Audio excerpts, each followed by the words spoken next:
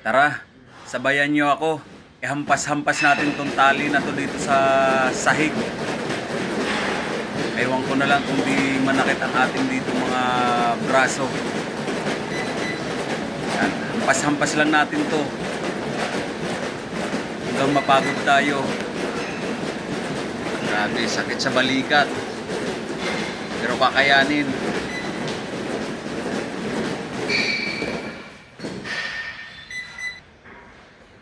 Tara, ito ring gulong na to. Baliktad-baliktad natin. Grabe, ang bigat.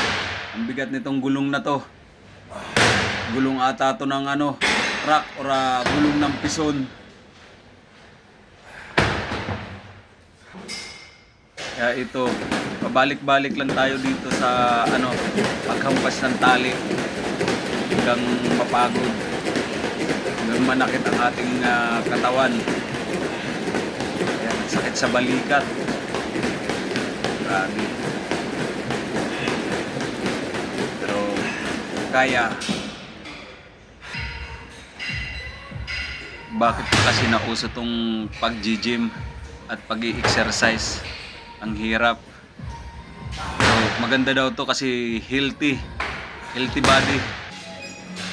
So, pabalik-balik lang tayo dito sa balintong-balintong nitong gulong na to na napagkabigat. Hanggang mapagod tayo. Dito naman tayo. Palakihin natin ang ating braso para malakas tayo mambraso. Ayan. Para malakas mambraso. Lumaki ang ating braso.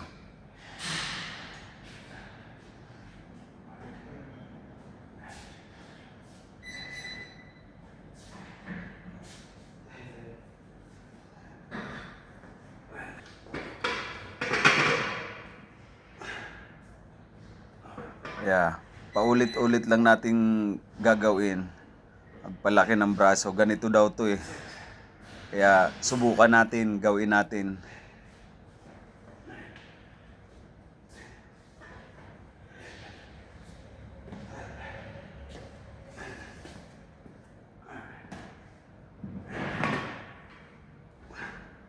Yeah, ito, paulit-ulit lang natin gawin hanggang manakit ang ating braso. Sabi nga nila, may nabasa ako dyan sa pader, no pain, no gain. Kaya yun ang ating gagawin. Paulit-ulit lang. Yung parang tinatanga ka lang. Pero okay naman. Effective siguro to.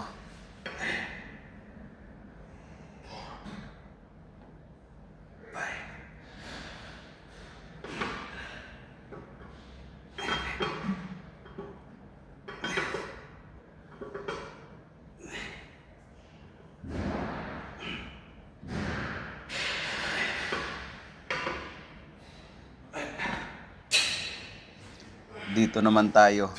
Sabi nila pampalaki ng dibdib. Palakihin natin yung dibdib natin para sa susunod magbrabra na tayo. Pag lumaki yung dibdib natin. Ganun lang yan. Pero effective.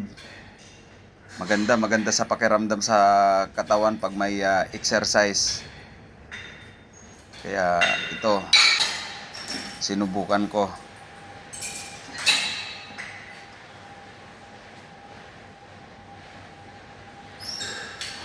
Ito, palakihin natin yung dibdib natin. At tuloy-tuloy lang. Ganito lang. Tuloy-tuloy lang ang i-exercise dito sa gym. Para makita natin kung anong magiging resulta. Maging malusog. Okay na yun. Bonus na yun kung gaganda yung katawan. Pero ayun talaga ang pakay ko. Kaya ako nag-gym. Yung pagandahin ang katawan ko. Dito, palalakihin natin ang ating dibdib para lumaki. Ito lang, paulit-ulit lang ang pagpapalaki ng dibdib.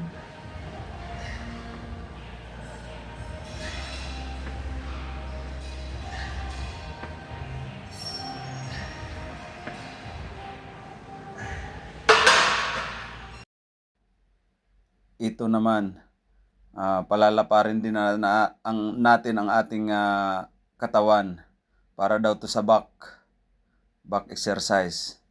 Ayan.